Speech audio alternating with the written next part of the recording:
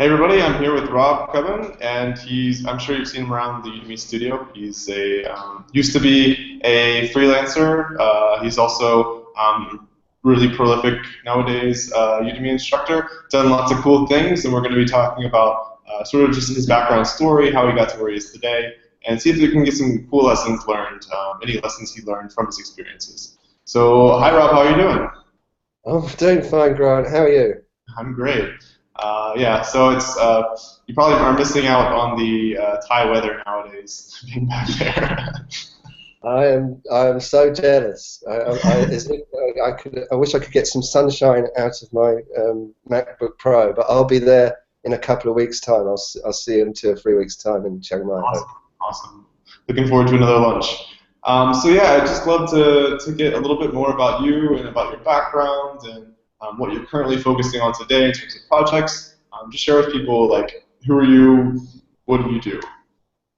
Okay, well, I was working as a graphic designer once upon a time, although I had really bad jobs. I was freelancing in London, so I wasn't even in corporate, but I would just go along to offices, do a little bit of typesetting, very boring menial graphic work, go home and watch very boring menial TV.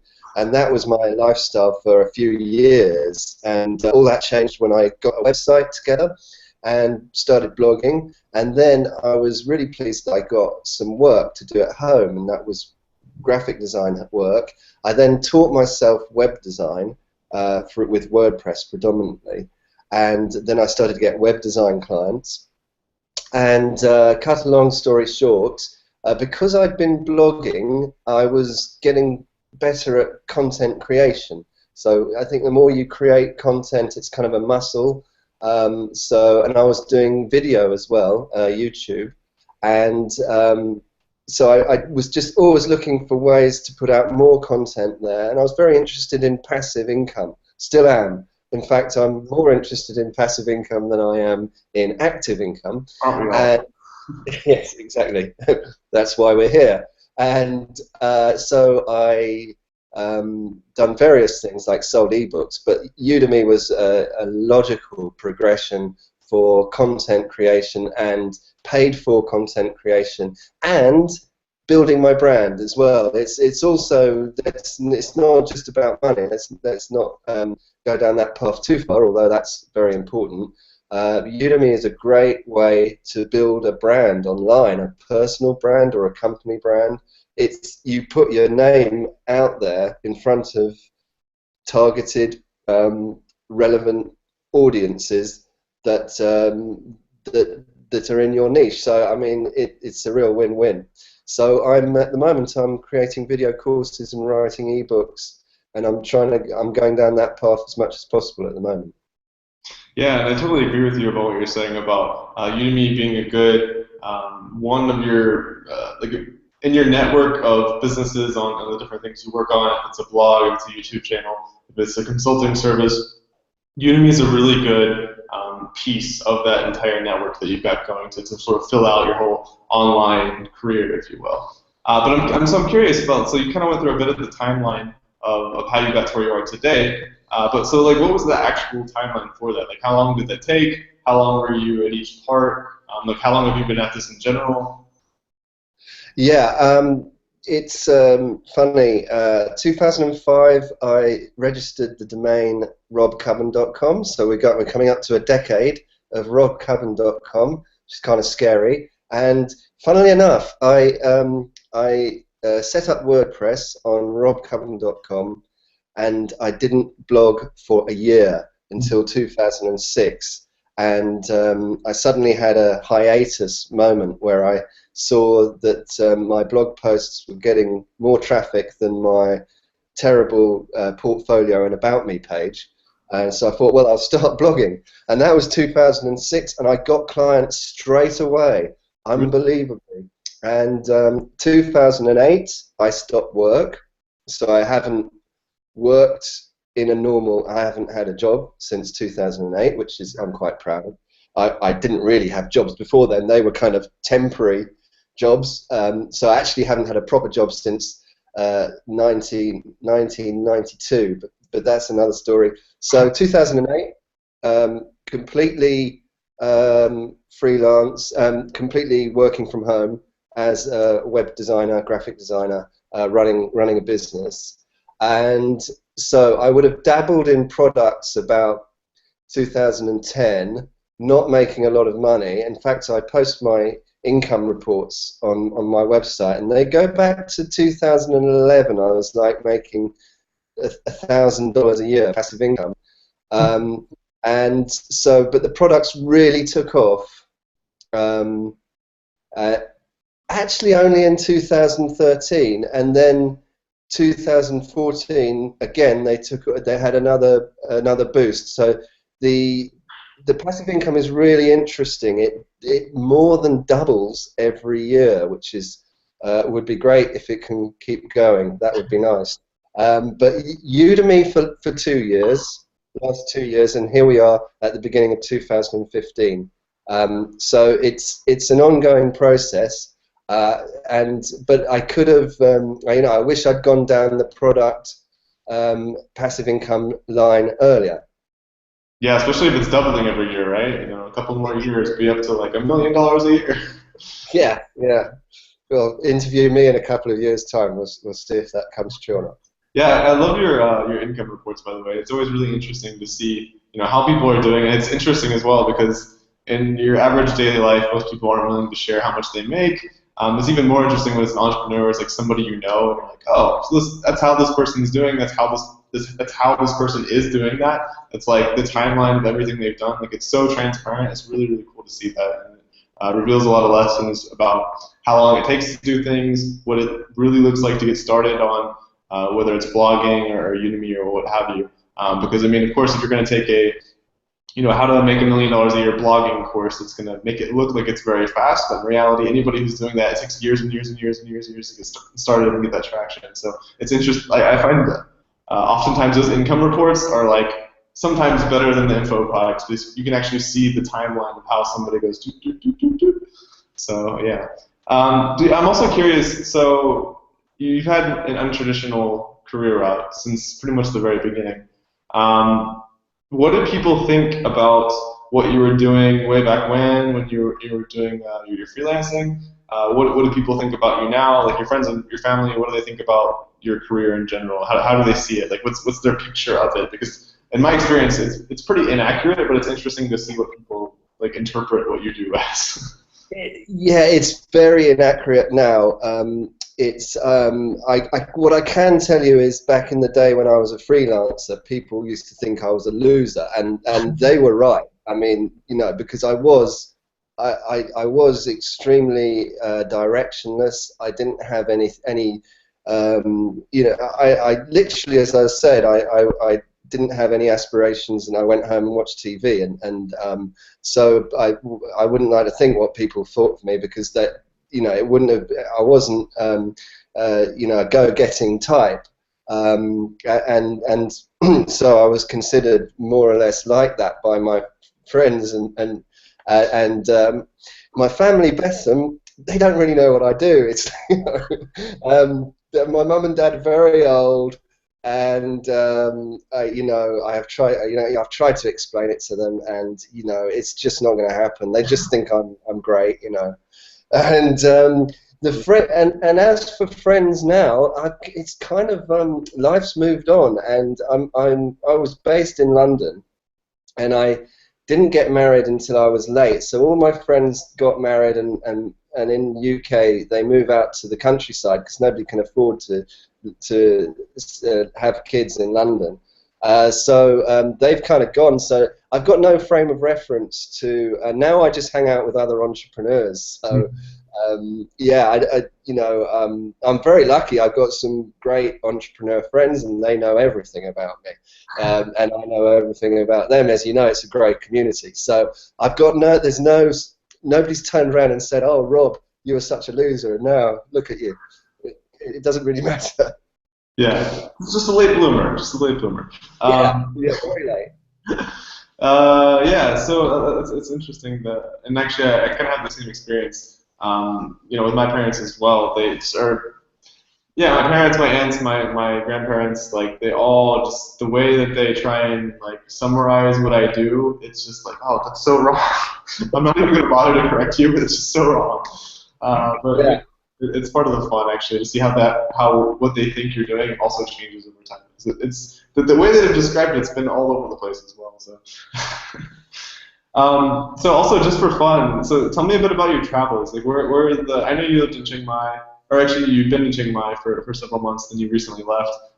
Where have you been before that? Like what are the total number of countries you've been to? If you've traveled around a lot, tell me a bit about that. Well, that's interesting because nobody's asked me about that. But what happened was because I was very rooted in London, I was very uh, like everyone else. I had to get on the underground and commute every day, and I had to be in London because that's where all the work was. Mm. However, I always had a very traveling.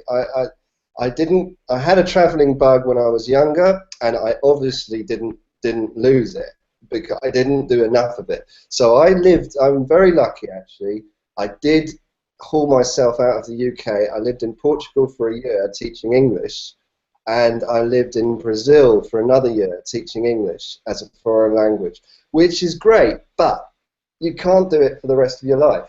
Mhm. You'll be teaching kids, when you're in your 50s, and that's not a good place to be. And then I had to go back to England, and of course I had no money, and it was hard to get a job because they said, well, what have you been doing for the last year? And so it was a very not great situation. I also traveled in Asia. I didn't work in Asia, but I did travel around Thailand and Laos a bit. But of course, I couldn't afford to stay there very long. And again, when I came back to the UK, you hit home with a bump.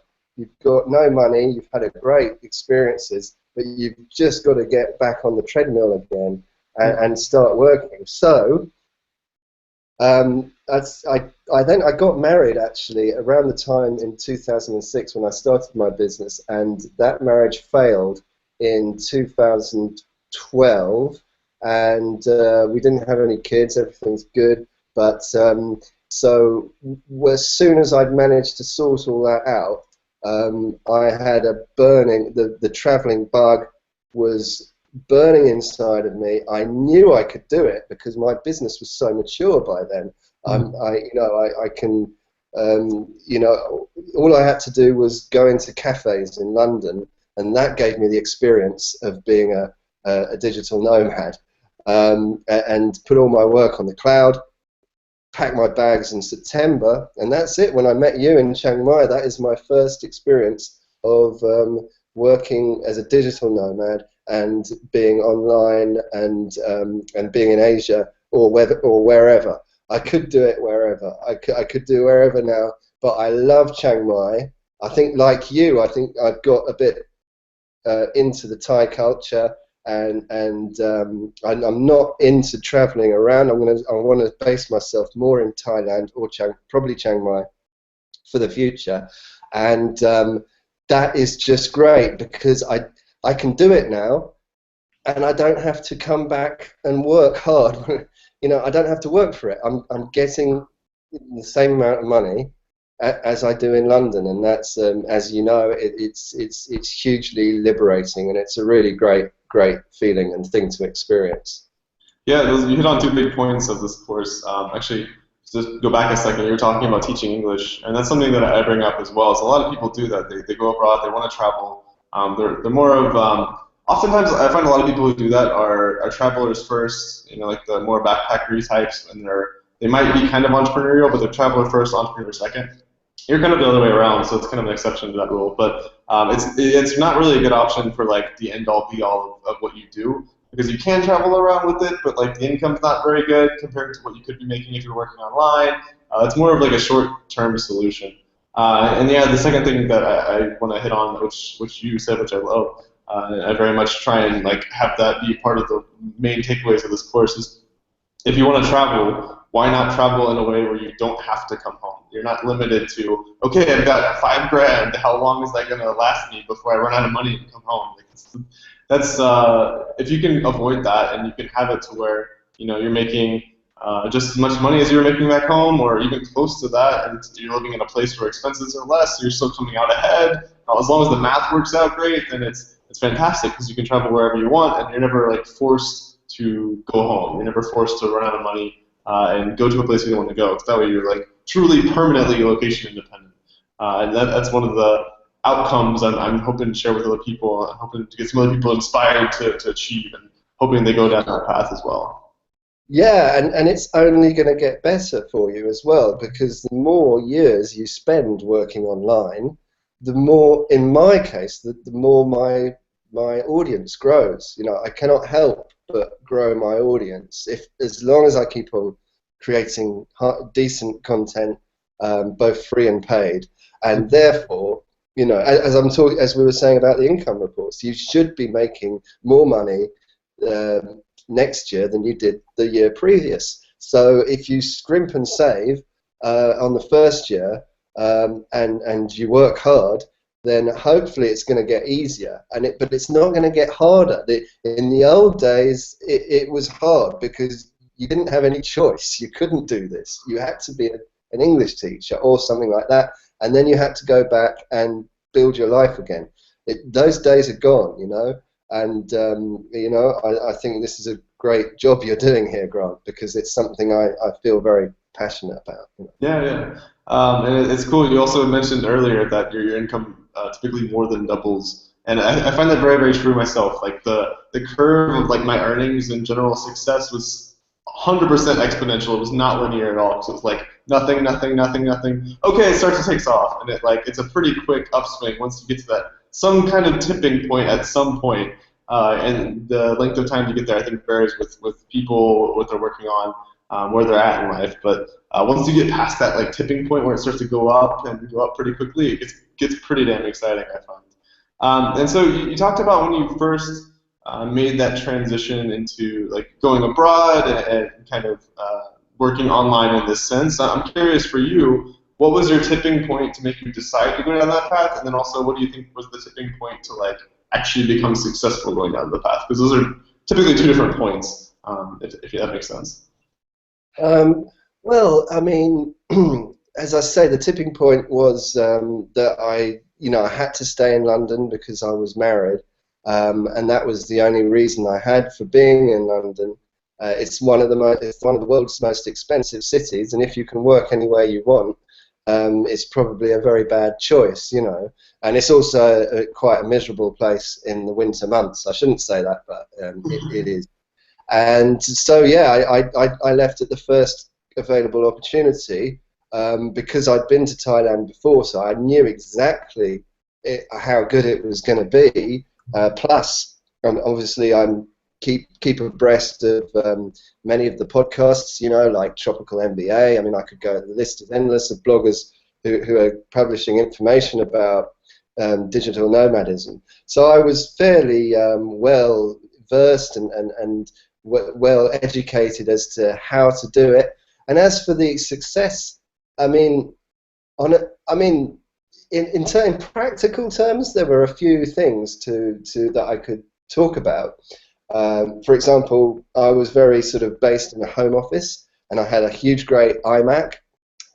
So I had to learn to go down to MacBook Pro. I put all my stuff on the cloud. Very lucky, the prices went down just before I did it. Put it all on Dropbox, and I just went out there in London and worked in cafes. And I thought, well, if I can work in a cafe in London, I can work in Thailand.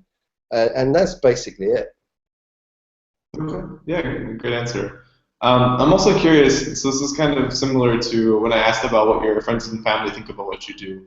It's really interesting to hear about like what digital nomads think about what they're doing, and also what other people think about what they're doing in various walks of life. So can you describe sort of in your own words, from your own perspective, like what this type of lifestyle means to you, and like what you've accomplished, like your mentality for this kind of business, this kind of lifestyle, the types of freedoms that are most important to you, and things like that.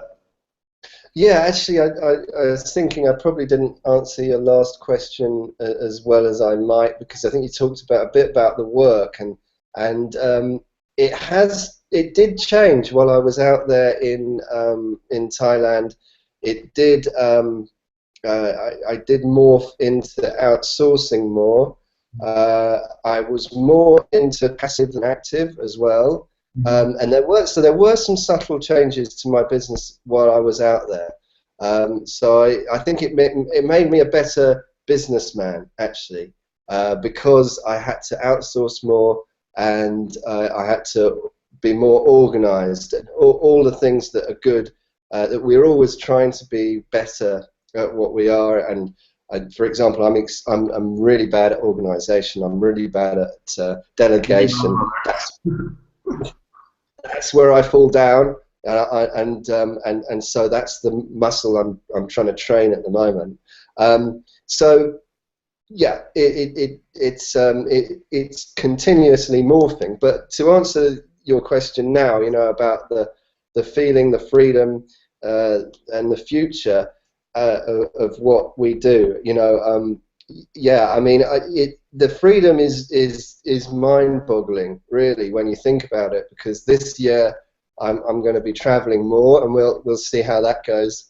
Maybe I won't like it so much, or maybe I'll like it more. Maybe I'll lose my MacBook Pro. There'll be challenges, and we've got to be prepared for everything. Yeah, we'll see what happens. But looking forward to the future, it's not just about money. I want, I have goals for my business, just like everyone should have, and you constantly reappraise these goals, and they're not just financial. I'm very much more minded to help people, whether that's helping other entrepreneurs or people who are, as you're in Asia, people who don't have the opportunities that you were born with in the West. So I'm very, I think the digital nomadism opens your eyes to other cultures. I mean, it's possible to have your eyes open to other cultures if you're not a digital nomad and if you're not an entrepreneur. There's nothing special about us, but I have the opportunity to help people, and I think I would enjoy that a lot more than if I just tried to make as much money as possible every year. So that's the way I see the future. Yeah, and I totally agree with everything you said. And to add on to one point, I found it very interesting just to sort of observe my own internal reaction to when I first really got that switch flipped of total freedom of time and location.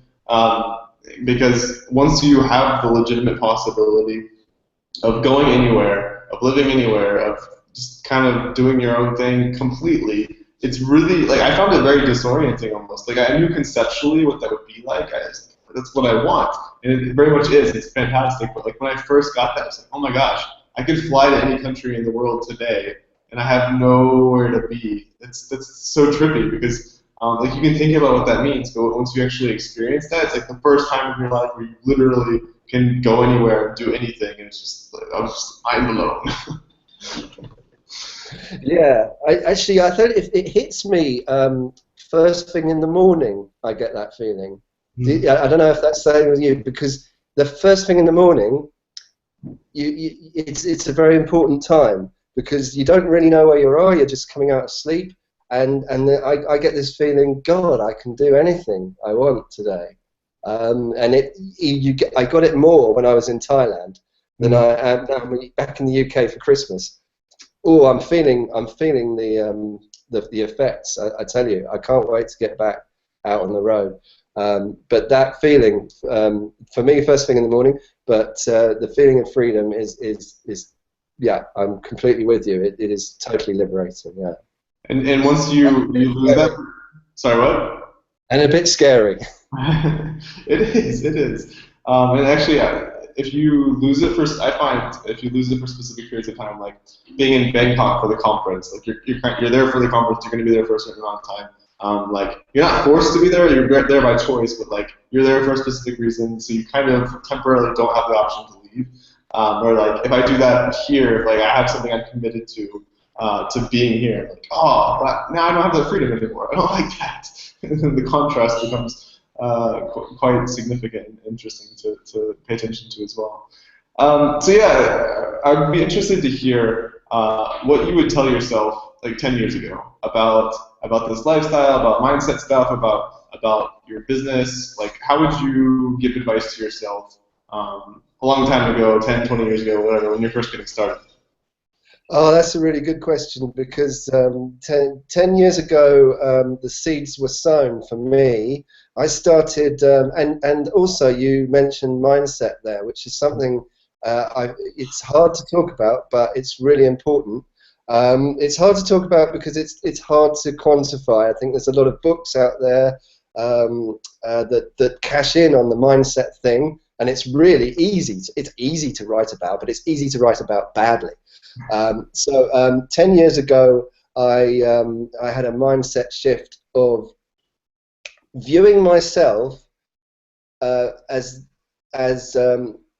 not as a separate ship in the ocean that was bobbed around by the various tides and waves and had no control, and I started to see what I could do about myself in order to improve my life, and it was through personal development books. So I would tell myself 10 years ago to go down that path of personal development and watching your negativity and trying as much as possible to turn negative thoughts into positive thoughts. And you can use meditation and whatever tools are out there to help you improve your mindset, and especially, you can see very positive results quite quickly with some very basic techniques. NLP is very useful for this as well, and I think that was where the seeds were sown for me starting a business and becoming more financially independent, and then absolutely lifestyle independent. And so I would encourage myself to work on myself, every way, physically, mentally, emotionally, spiritually, and just learn stuff, read, and all of that stuff. I would encourage myself to do it then and now. Yeah, that's a great answer, and I 100% agree, especially with that last part about like investing in yourself in every way possible. In terms of what you know, in terms of your experiences, in terms of emotional stability, in terms of having a strong mindset of resilience. Those types of things can oftentimes spell success or failure. And also on the side note, I apologize if there's lots of background noise. I'm actually like in a room off of a coffee shop. Speaking of coffee shops, one bad thing is sometimes they're not the best to record in. But yeah, so I totally agree with that. And even if you just observe it, if you kind of had exposure to that kind of information, that kind of mentality of personal development, and then you observe like where do most people fail, where do most people get into conflicts, where do like people end up in jail, people end up like not making any money or not like doing anything interesting with their lives. It always relates back without exception to one of those things related to like to the self, to to those things like emotional stability, to like not taking care of your body, to not taking care of your mind. Like it's infinitely important. And actually, I'm not a huge fan of spending money on things, but that's the one thing that like I tell myself, like I 100% allow myself to spend money, whatever money I want, on like investing in myself, whether that's like something related to knowledge, to learning some skill that's really important, to like taking care of my body, things like that. Like that's like the highest priority expense for me in life. So yeah, I thought that was really interesting that you brought that up. So I totally agree. Well, that's good. Yeah. So I also am curious about like what's the biggest obstacle that you've learned like the best lesson from just on this path? Because I mean it's a tricky thing. There's lots of challenges inevitably at various stages. But like what's been the most interesting takeaway that you've had from a specific challenge? Oh dear, I don't know if you. I think you might stump me there. What's the biggest challenge I've had I can't even think of what is the biggest challenge I've had. Of course, I'm thinking about delegation, organisation, and outsourcing, because as I said, that was what I'm poor at, and it's just, yeah, Well, I'm still poor at it. how about like when there's been a time where you've kind of run up against the wall, like in life or in your career, and you just like boom, boom, boom, boom, boom, and then from that experience you take something away, some lesson learned, some you break through Okay, that, you go on. yeah. Okay, well, I'll the worst thing, I've been very lucky actually. My business has been going quite well for the last year. That's why it's quite difficult to answer. But I mean, I think when your business goes well, that's when you should really try hard and look for the threats and weaknesses, because you know, ego is a terrible thing, and you know, I'm not going to put my feet up, that's for sure. However, when business was going badly, I think I remember a few people not paying me, like for thousands and thousands of dollars, and that happens. And the lesson I learned from it was to actually, this is probably not good advice for web designers, graphic designers who are running their own business. However, I shouldn't have let it happen in the first place, and I write a lot about that, you know, how to deal with clients and have contracts and make sure that you get paid is very important. However, if it all goes wrong and someone has completely stolen money from you, and just let it go. I think that's what I've learned. I've learned to let negative situations go, and you're far better off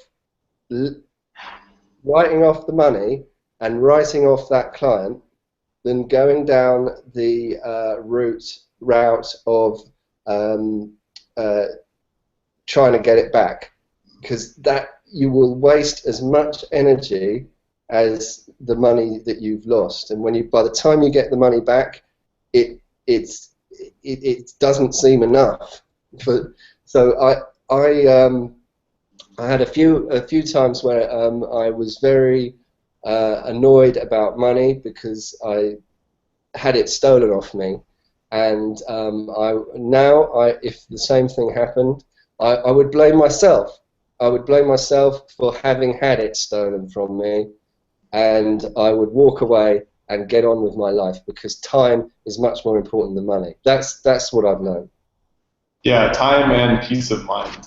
Actually, it's funny, as you were saying that, you're like, what I've learned from people stealing money from me is, I was expecting like some technique of contracts or something, like, just let it go.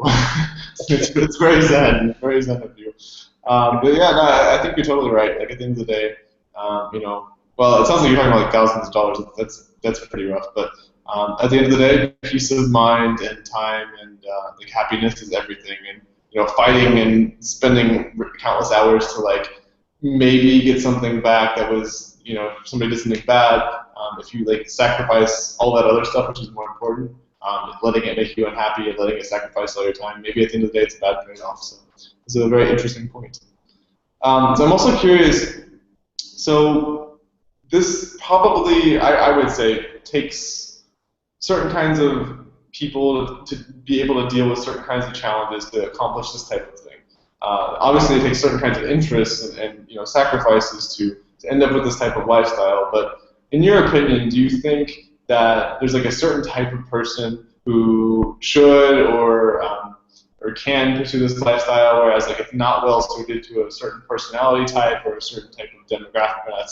Don't be racist or anything, but like, is there a certain kind of person that's like well suited to this path? Yes and no. I think the answer is that you can change. I think that certain types of people are suited to this path because it's not for everyone. However, I probably wasn't suited to this path 10 years ago either, but I've changed, and that's one thing that I've learned as well. You know, everything does change, and even your personality does change over the years. And you know, I wasn't entrepreneurial, as I said. I used to I used to swap hours for dollars for years and years and years and years, and had no inclination that this was going to happen to me. Yeah, there, you know, people who do this sort of thing are, by their nature, they're kind of creative, and they are very adaptable. Obviously, you've got to be adaptable, and you can't be very pragmatic. Although it takes all types. I mean, it takes some people are very, and every entrepreneur has different talents. Some are very creative, some are very numbers, you know. So there is all that. However, it's amazing how much people can change, and how much you can change your talents and your personality type to suit your situation. And so I think anyone can do it. I do think that.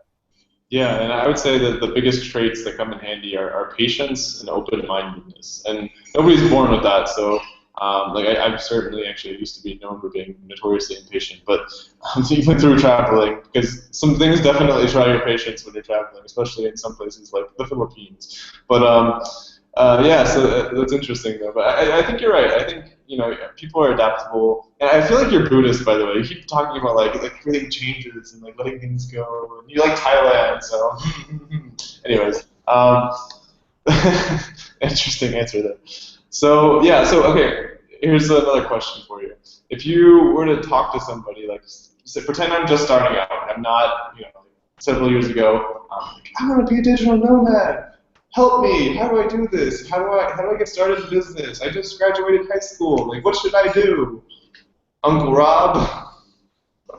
Well, yeah, I get those questions all the time on Facebook, and what I'd say is that people look and see what I've done, right, and then they say, oh, I've put a course on Udemy and it's not making any money. What do I do? And the problem is they don't listen to what I say about the email list and, you know, the website and all these other things that I've done that helps, you know. And also I meet a lot of people in London. I always used to meet. I used to go to entrepreneurial meetups, and in Chiang Mai, obviously, you couldn't help but meet entrepreneurs.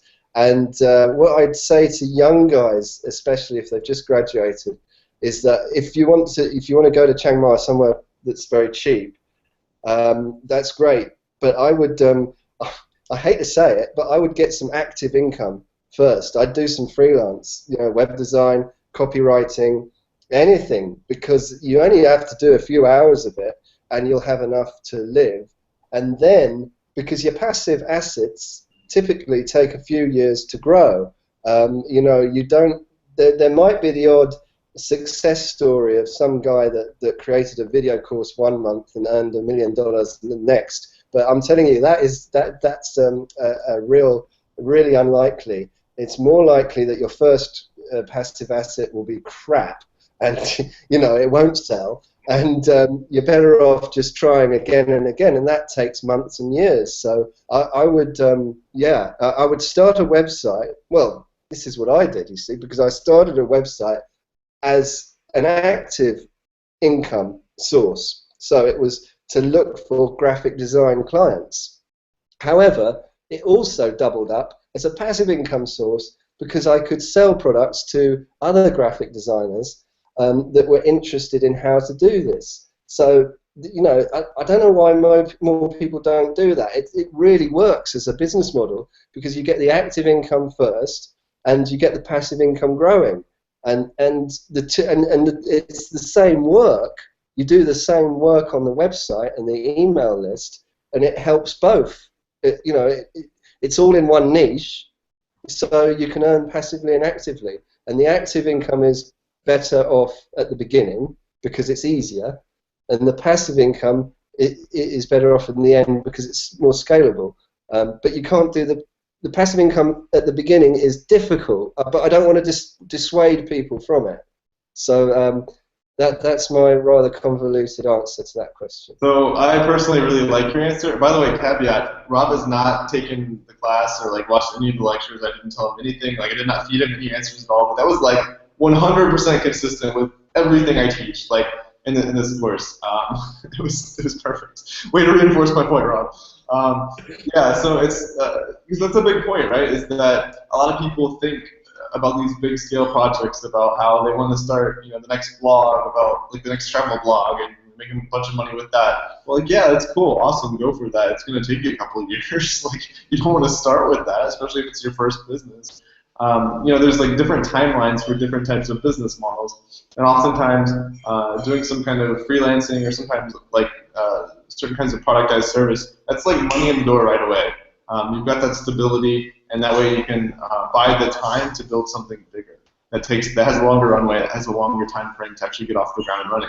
Because if you do the last one first, like the slowest way first, then you're gonna have to sit there, somehow scrape by for 2 years until your blog or whatever gets off and running, and that's a huge challenge. Actually, I made that mistake when I first got started, which is I picked something which was like a really big project that I didn't really know how to like actually do, and it had like a really long runway, and that was really rough, and it was a terrible idea. And then I tried to do that for a while, and then I realized I kind of had to go back and like freelance to make enough money to get to there, and it was a huge headache. And so understanding that going in can save tons of time and energy.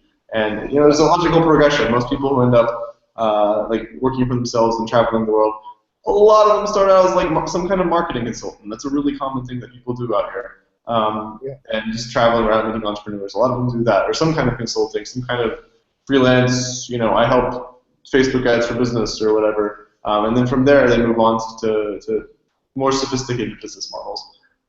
So yeah, that was a great answer. Thank you for that. And I'll tell you another reason why it's a really bad idea to do passive income first. And this is something I'm seeing a lot recently.